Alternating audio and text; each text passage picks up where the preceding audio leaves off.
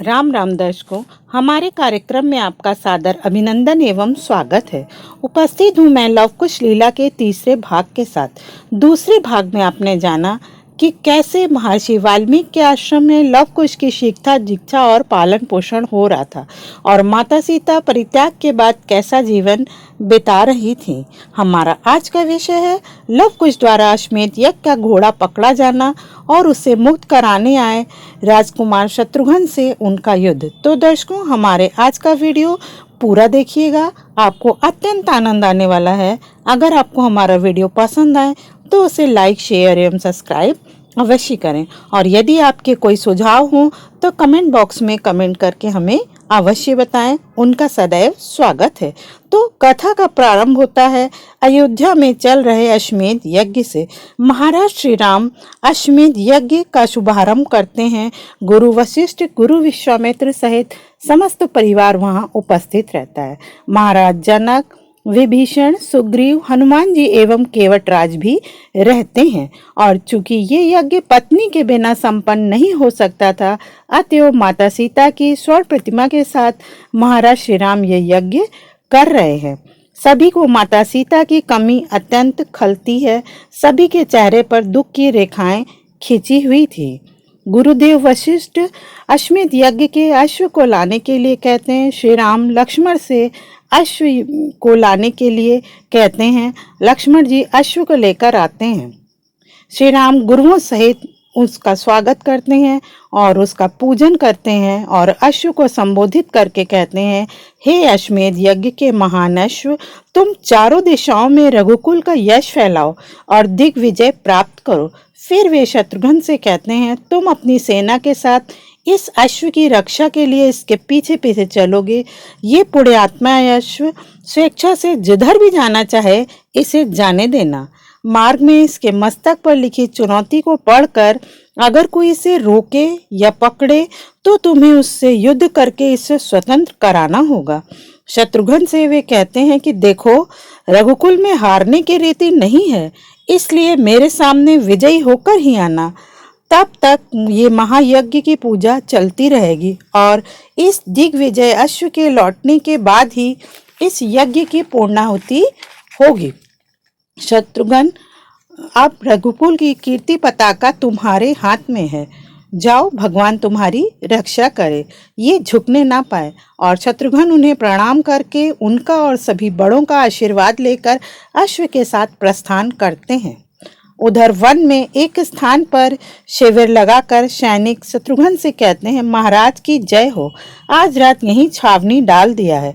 प्रातः यदि शीघ्र ही प्रस्थान किया जाए तो सायंकाल तक अयोध्या पहुंच सकते हैं। अयोध्या का नाम सुनकर शत्रुघ्न अत्यंत प्रसन्न हो जाते हैं और कहते हैं, कितनी मोहनी है इस नाम में, सुनते ही मन प्रसन्न हो जाता है, मन करता है उड़कर पहुंच जाऊं। और सैनिक कहता है कि महाराज, वाल्मीकि आश्रम यहीं निकट है, आप विश्राम कीजिए, तब तक मैं देख कर आता हूँ अश्व कहाँ विचर रहा है। शत्रुघ्न शिविर में जाते हैं। उधर वन में लव और उसके साथी अश्व को विचरते देखते हैं। उसे देखकर वे अत्यंत प्रसन्न हो जाते हैं और एक दूसरे को दिखाते हैं। लव भी उसे देखते हैं। सब मिलकर अश्व के पास जाते हैं और उसे छू छू कर देखने लगते हैं। कहते हैं, ये अश्व किसी राजा का लगता है, ये हमारे आश्रम में क्या कर रहा है। तभी एक बालक कहता है, देखो लव भैया, इसके मस्तक पर स्वर्ण तालिका है, उस पर कुछ लिखा है। लव कहते हैं, अच्छा देखूं तो क्या लिखा है। और लव उस पर लिखी चुनौती को पढ़ते हैं और कहते हैं, अब तो हमें चुनौती को स्वीकार ही करना पड़ेगा, क्योंकि हम तो क्षत्रिय पुत्र हैं और यह घोड़ा भी अपने मस्तक पर युद्ध की ललकार लेकर आया है। हम यह चुनौती स्वीकार करते हैं। वैसे भी यह तो बहुत ही अच्छा अवसर हाथ आ गया। भैया कुश को महाराज श्री राम से कुछ प्रश्न पूछने थे। जब महाराज श्री राम युद्ध के लिए आएंगे तो कुछ भैया उनसे प्रश्न भी पूछ लेंगे। और सब बालक और लव अश्व को लेकर वहां से जाते हैं। कहते हैं, चलो इसे आश्रम में बांध देते हैं। तभी वहां पर अश्व को ढूंढते हुए सैनिक आ जाते हैं और वे लव को जब घोड़ा ले जाते हुए देखते हैं तो उसे रोकने के लिए दौड़ते हैं। सब बच्चे सैनिकों को देखकर डर जाते हैं और वहां से भाग जाते हैं। केवल लव ही वहां अकेले रह जाते हैं। तभी सैनिक वहां पहुंच जाते हैं और लव से कहते हैं कि ए बालक, ये घोड़ा छोड़ दो, इसे पकड़ने का अर्थ तुम नहीं जानते। लव कहते हैं कि हम अच्छे से जानते हैं, तभी तो हमने इसे पकड़ा है। जाओ अपने महाराज राम को युद्ध करने के लिए भेजो। सैनिक कहते हैं कि हमने बालक समझकर तुम पर हमला नहीं किया, लाओ घोड़ा हमें दे दो। तब लव उन सबको पछाड़कर गिरा देते हैं। सब सैनिक तब एक साथ उन पर हमला करते हैं, किंतु लव के एक ही बाण से सब मूर्छित होकर गिर जाते हैं और वहां से भाग जाते हैं। तभी वहां पर बालकों को रास्ते में कुश मिल जाते हैं और बालक सारी बात कुश को बताते हैं। कुश लव के पास जाते हैं और देखते हैं कि लव अकेले ही सेनापति और सैनिकों का सामना कर रहे हैं। सेनापति लव पर वार करते हैं और कहते हैं कि भगवान मुझे क्षमा करे, तुमने मुझे वाण चलाने पर विवश कर दिया है।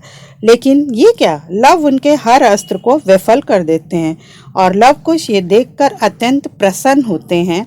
सेनापति भी हतप्रभ रह जाते हैं। वे बाण पर बाण चलाते हैं, किंतु लव उनका हर बाण निष्फल कर देते हैं।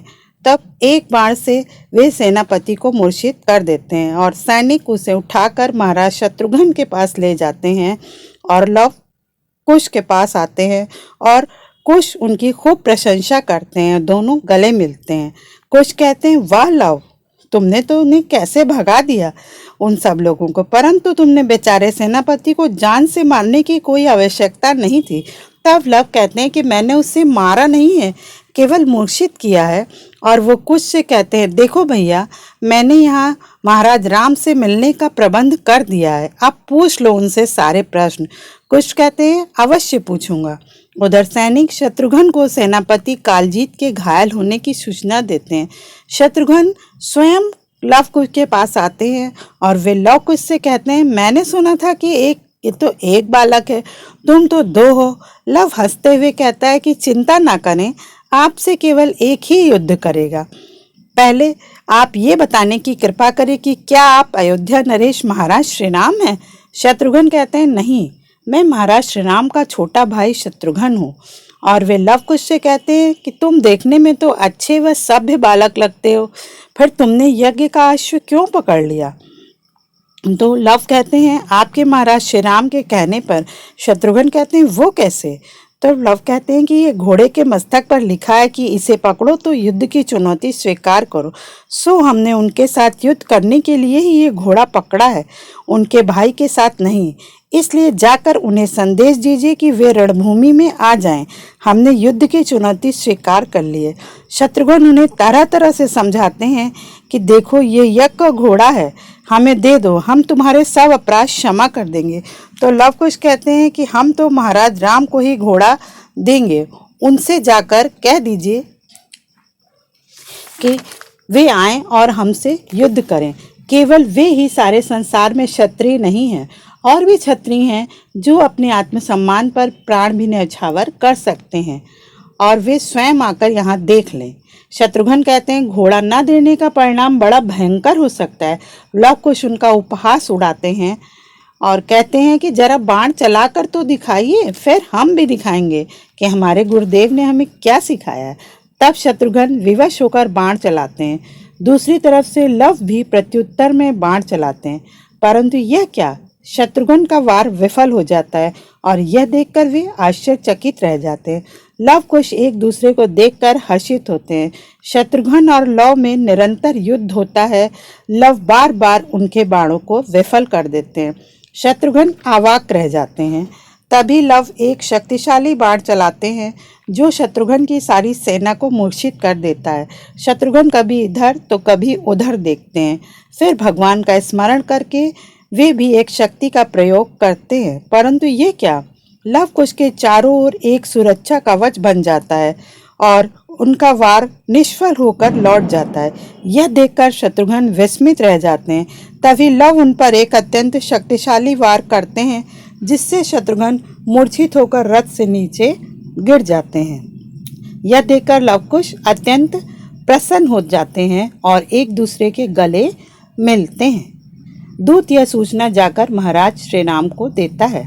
तो दर्शकों, ये था लवकुश का शत्रुघ्न से युद्ध। अगले भाग में मैं आपको लवकुश का लक्ष्मण जी के साथ युद्ध के विषय में बताऊंगी। देखिएगा जरूर, अत्यंत आनंद आएगा।